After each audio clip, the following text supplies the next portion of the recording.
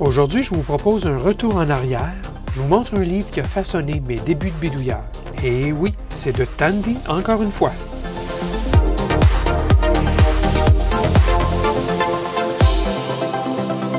Bidouilleuse, bidouilleur, salut! Lors de ma dernière session en direct, j'ai fait référence à ce livre qui a vraiment occupé mon enfance, en tout cas mon adolescence. C'est un livre créé par Tandy, donc de la série Archer. C'est le Engineer's Notebook 2, donc on dirait le cahier de notes de l'ingénieur, version 2. Et c'était écrit par Forrest Mims 3. Et ce livre est la deuxième version. Ils en avaient produit un quelques années auparavant. Ce livre essentiellement contient des circuits utilisant les puces que Tandy Radio Shack vendait. Donc, pour eux, c'était une façon de mettre en valeur et de publiciser les différents transistors, circuits intégrés utilisés par eux.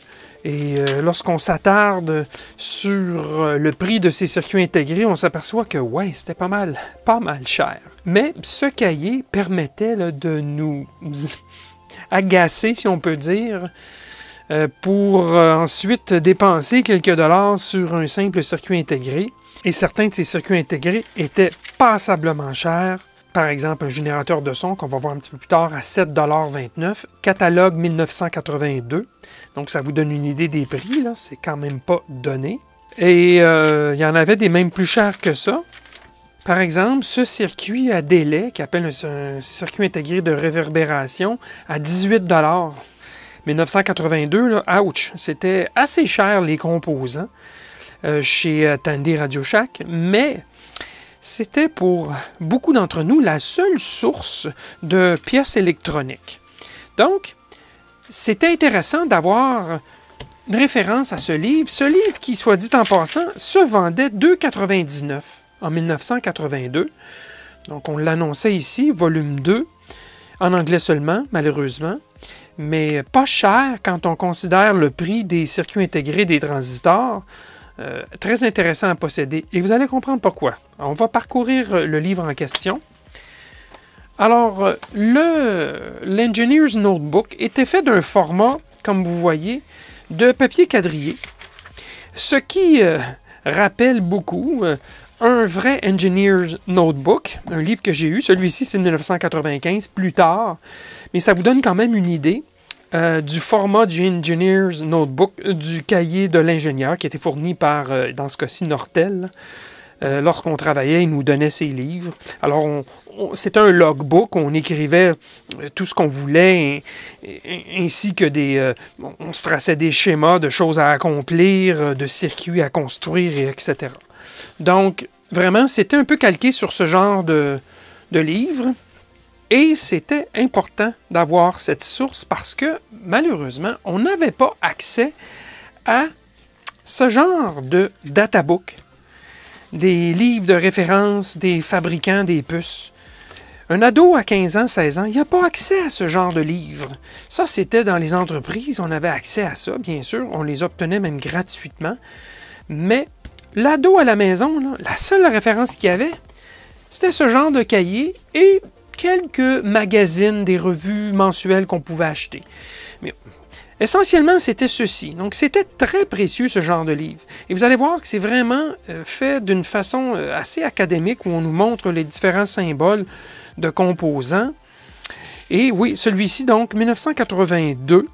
Et la chose qui est intéressante, c'est que dès le départ, on nous donnait comme un petit cours d'électronique. Vraiment, la base de l'électronique en quelques pages. Vous voyez, on couvre les résistances avec le code de couleur, les condensateurs électrolytiques. Qu'est-ce qu'un diviseur de tension, potentiomètre, ainsi de suite. Un pont redresseur, donc on nous parlait des semi-conducteurs. Plein principe de filtrage. Regardez, les circuits intégrés, on nous indiquait même qu'il y avait un code de date. Sur la grande majorité des circuits intégrés, on nous donnait des exemples. Comment faire du montage avec de la soudure à travers des plaquettes. Bien sûr, on en profitait pour nous suggérer d'acheter telle ou telle plaquette, donc numéro un tel, pour monter nos circuits. c'était clair que c'était une façon pour eux de pousser les différents produits qu'ils vendaient. Alors, on nous donnait même, du côté de la logique, donc les circuits numériques, on nous donnait les différentes fonctions avec les tables de vérité, des différentes fonctions logiques, et on passait tout de suite à la famille de puces MOS, donc tout ce qui est CMOS, MOS, et on nous expliquait les considérations à prendre en compte là, pour faire fonctionner ces puces, dont, attention, les décharges d'électricité statique. Donc, on nous expliquait tout le fonctionnement des différentes puces. On nous donnait même comment trouver des troubles, des conseils pour trouver des troubles dans nos circuits. Et bien sûr, on nous donnait le brochage d'une grande quantité de puces. Ici, ça va être la série 4000 au départ, où on nous montre qu'avec des simples portes non et quad, donc le 4011, 4011, qu'on pouvait faire à peu près toutes les fonctions et, ou, inverseur, non ou, non et, porte exclusive, etc., ainsi que des oscillateurs, des interrupteurs tactiles, des clignotants, et ainsi de suite. Et on disait même qu'on pouvait mettre en parallèle les sorties pour augmenter la force de poussée, le courant de sortie. Donc déjà, là, on nous montrait la base de la base, qu'avec simplement des portes non-way, on pouvait à peu près tout faire, des fonctions de base, bien sûr. Alors, on nous donnait évidemment d'autres puces de la série 4000 avec des possibilités de circuit pour atteindre différentes fonctions. Et bon, je vais en passer parce que il y en a beaucoup. Comme vous voyez, on nous donnait toutes sortes d'exemples de branchements pour faire fonctionner, oui, même de la mémoire RAM. On nous montrait comment faire les branchements et comment faire fonctionner la mémoire. Donc, on touchait là-dessus. On touchait des bascules, donc on appelle des flip-flops. Quand j'avais 14, 15, 16 ans, des flip-flops, là, moi, ça ne me disait rien. Alors, peut-être j'ai parcouru cette section un peu plus rapide. Un peu plus rapidement. Mais c'était quand même bien décrit comment faire, par exemple, avec des bascules, un diviseur par 5, par 3, par 4, et ainsi de suite. Alors ça, c'était bien intéressant. On nous donnait beaucoup d'exemples. Ici, on nous montrait, par exemple, le fameux 4017, donc le compteur à décades, et ce qu'on pouvait faire avec le compteur à décades, toutes sortes de fonctions, donc un compteur 0 à 99, par exemple, ou bien une fonction ici de diviseur. Et bon, ça continue comme ça, on pouvait se faire ici un compteur de 6 chiffres quand même, pas mal, avec des puces de la série 4000 à nouveau. Et il y avait des puces plus spécialisées, comme par exemple cette base de temps de 60 Hz. On lui mettait un cristal de couleur, donc 3,579545, qui est ce qu'on appelle en anglais le color burst. C'est la référence pour l'impulsion de couleur sur un signal télé analogique. Et avec ce quartz, c'était possible de produire un signal à 60 Hz ou 10 Hz ou 1 Hz juste en changeant le brochage. Donc ça, c'était des puces très, très intéressantes qui permettaient de faire des bases de temps. Alors, on tombait ensuite dans la section des puces TTL. Et là, c'est un peu le même principe. On nous expliquait comment utiliser les puces TTL. Encore une fois, comment déboguer les circuits à base de circuits TTL. Les besoins. Donc, par exemple, ne jamais laisser des entrées flottantes, ce genre de choses. C'était tout bien décrit là-dedans. Et bien sûr, on nous donnait, encore une fois, les fonctions de base qu'on pouvait produire avec des puces TTL. Ça, on couvrait tout cela. Bon, par la suite, qu'est-ce qu'on avait? Ici, on nous proposait avec le 74154 un chenillard. Voyez-vous, on ne l'a pas fait avec, je crois que c'est le 4017 qui aurait pu nous permettre d'en faire un, mais ici, on nous le fait avec le 74154, qui est quand même puce à beaucoup de sorties. Et là, vous voyez, là, un 74154, donc a 17 sorties, donc ça faisait un gros chenillard. Donc, c'était intéressant. Bon, je continue, je vais aller sur une autre page. Par exemple, le 7490, qui est le fameux compteur à décades, où on nous montrait comment faire une division par 2, 3, 4, 5, 6, 7, 8, 9, 12, ainsi de suite, jusqu'à 120, tiens, pourquoi pas. Donc, on avait vraiment beaucoup de suggestions de circuits.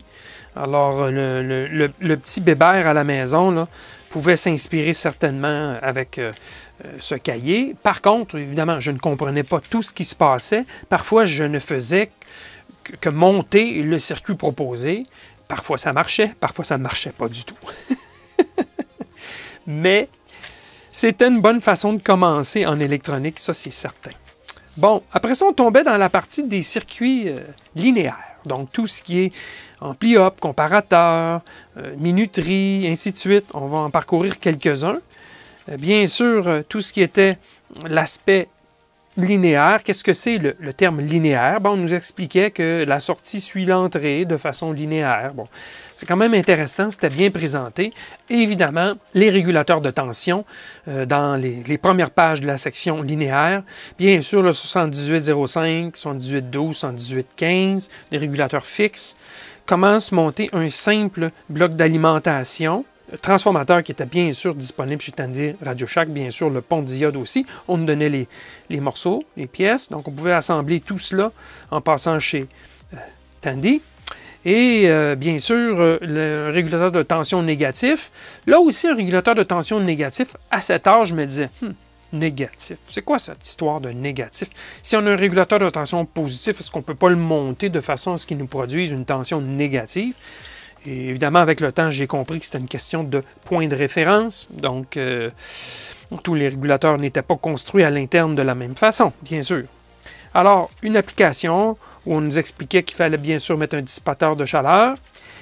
Et oui, le fameux LM317.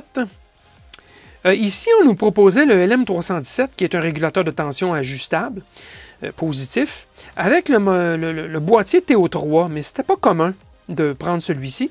C'était plutôt de prendre un TO220 comme celui-ci, bien sûr. Et le TO220, ben, je n'avais pas l'information que l'onglet du boîtier, ben, c'était pas à mettre directement à la masse sur le boîtier. Je ne savais pas qu'il n'y avait pas de masse sur ce circuit. Alors, je me suis fait prendre, et ceux qui ont écouté la session en direct, ben, le savent, ce LM317 m'a explosé en plein visage. Alors, ça a été un réveil un peu brutal, mais j'ai compris qu'un régulateur de tension, ben, il fallait regarder la fiche technique, en tout cas trouver assez d'informations pour savoir comment le monter sur le boîtier. On ne nous disait pas ici que l'onglet n'était pas à la masse, alors qu'avec un 7805, 12 ou 15, l'onglet est à la masse. Donc, un petit attention, là, ça manquait un peu. Ici, le régulateur négatif, même chose, on ne nous disait pas qu'il n'y avait pas de masse. Donc, on nous disait qu'on pouvait utiliser un dissipateur, bien sûr, si nécessaire. Bon. Quoi qu'il en soit, là, ça a été quand même le premier circuit que j'ai utilisé. Le fameux régulateur LM723 ou 723, lui aussi, je l'ai vu souvent dans même des blocs d'alimentation déjà existants qui étaient en panne. Il s'agissait simplement de remplacer un LM723, qui est un régulateur de tension et courant, qui est plutôt fragile. Ça m'est arrivé à plus d'une reprise de devoir en remplacer un, et c'est maximum 150 mA. Même, je crois qu'il ne fallait pas dépasser 100 mA. Donc, c'est pas très costaud, mais on avait le contrôle du courant avec. TL431. Alors, je continue dans les onglets là, pour accélérer un peu. Alors, on nous montrait bien sûr l'ampli opérationnel 741, qui est la base de la base. Alors, c'est avec la description ici, on a consacré 4 pages qu'on pouvait comprendre un peu le principe de fonctionnement des amplis opérationnels. Alors, ça prenait un petit peu d'analyse, mais encore une fois, ici, souvent, on construisait tel quel et on ne se cassait pas trop la tête. Naturellement, j'ai monté déjà des circuits, même à cet âge, qui ne fonctionnaient pas. Fonctionnaient très mal, pas tous, mais quand même une certaine quantité. Et il a fallu que je comprenne que le V- ici, ce n'était pas toujours juste la masse. Il fallait que ça soit vraiment une tension négative. Quand je vous ai dit là, que le concept de tension négative, à 15 ans, je ne le maîtrisais pas nécessairement, là, ben, c'est ça. J'ai bâti à plus d'une reprise des circuits avec ampli opérationnel qui fonctionnaient, mais seulement à la moitié, si on peut dire, et c'est pas surprenant. Je n'avais pas de tension négative. Alors, ce genre de concept, quand même, plus tard, j'ai fini par comprendre et on nous proposait toutes sortes de circuits pour faire fonctionner l'ampli opérationnel 741. Alors voilà, ça c'est les amplis hub, le 1458 qui est un double 741, le TL084C qui est un ampli à entrée JFET, LF353, un autre, c'est un double plutôt qu'un quadruple, LM324, très populaire encore aujourd'hui. Vous voyez, quand on parle d'ampli up ou de circuit de légende, là, vous en avez un bon exemple. Un ampli opérationnel quad, LM3900, qui lui était conçu, je crois bien, ouais, surtout pour fonctionner avec une masse, donc des tensions positives. Il fallait bien sûr que nos signaux se trouvent entre les deux alimentations, sinon la sortie n'aurait pas suivi. À l'impossible, nul n'est tenu, bien sûr. Alors, proposition de circuit, bien sûr. Comparateur LM339, très commun encore aujourd'hui. Vous voyez que c'était vraiment beaucoup des circuits. La base de la base, on va dire ça comme ça.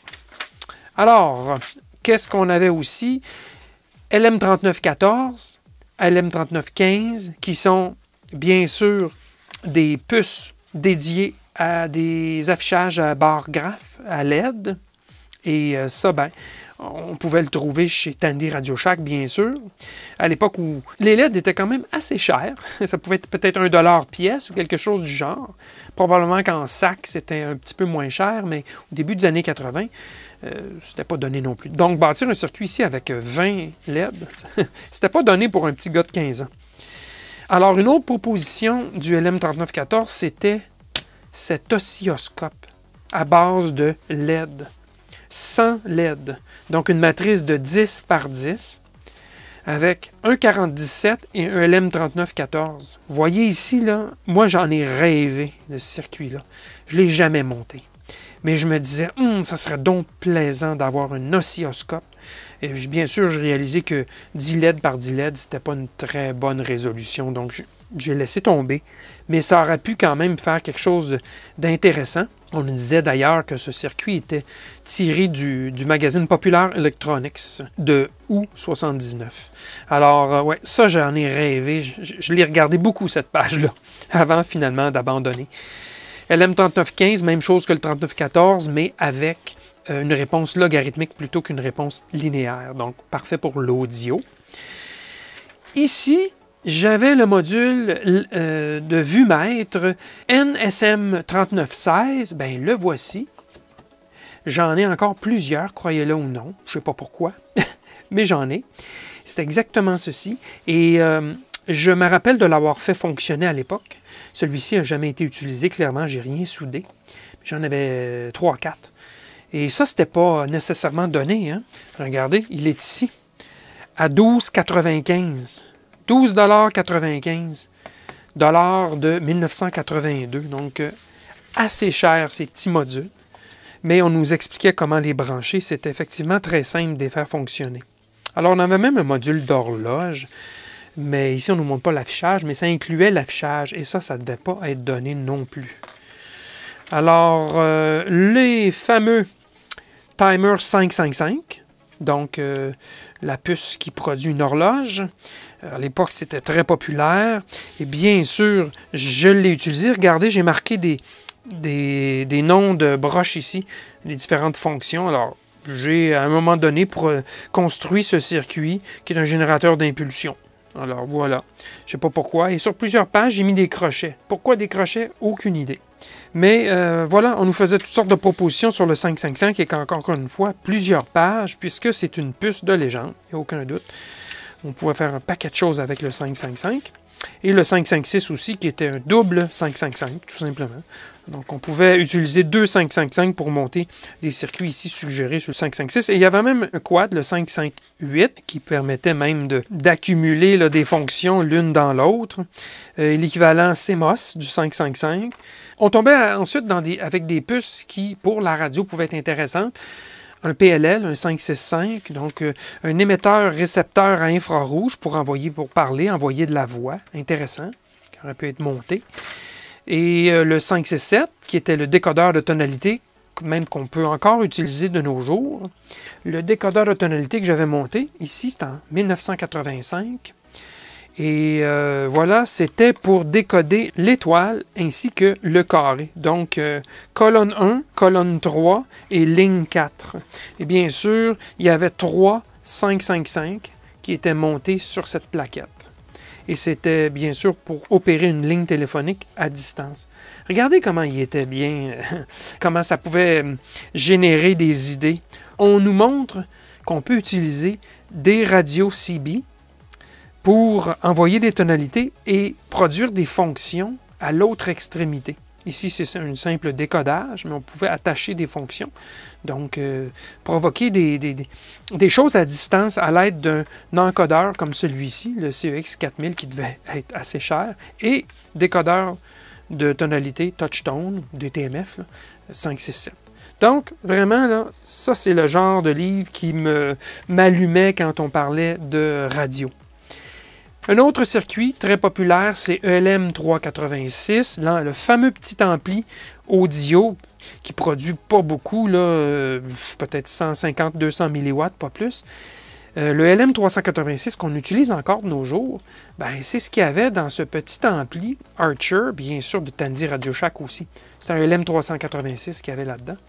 Et on nous fournissait les circuits pour faire un gain de 20, un gain de 200 et 2 étages de gain, bien sûr, pour déclencher sur de la lumière ou recevoir des signaux infrarouges. Donc, 386, circuit de légende. LM 383, un ampli 8 watts. Déjà, moi, ça... Ouh, 8 watts! Pour un jeune de 15 ans qui arrivait à faire ce qu'on appelle une disco mobile, à être DJ finalement. À cet âge-là, déjà, j'adorais la musique et j'ai déjà été DJ dans mon passé, mais ça, c'était avant. Et de penser qu'on pouvait construire un ampli de 8 watts là, avec une simple puce à 5 broches, c'était intéressant de penser à cela. Alors, voilà, un dernier circuit que je voulais vous montrer, c'est cette puce, le SN76488, qui était une puce quand même à 28 broches. Je vous l'ai mentionné.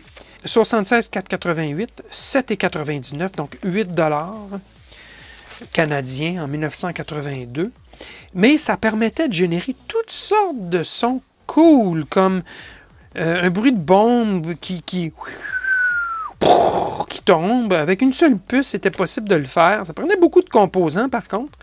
Mais c'était facile de configurer. Il fallait faire attention, c'était une puce complexe, il ne fallait pas la faire sauter. Elle était fragile aux décharges électrostatiques. Donc, il fallait quand même faire attention. Mais, par exemple, un train ici, avec le son du sifflet, une sirène, et ainsi de suite. Donc, très intéressant ce qu'on pouvait nous fournir. Une puce à délai, ici, pas donnée, je vous l'ai montré plus tôt, qui pouvait produire jusqu'à 500 millisecondes de délai. Donc, très intéressant pour produire des sons de flange ou de phaseur. Donc, ça, c'était une autre puce qu'eux proposaient dans le livre.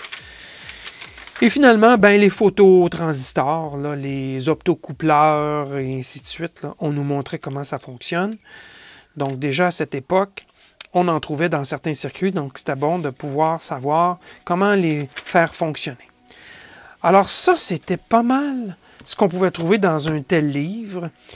Eh bien, ce livre, si vous voulez le consulter à tête reposée, ben, il en existe une copie numérisée.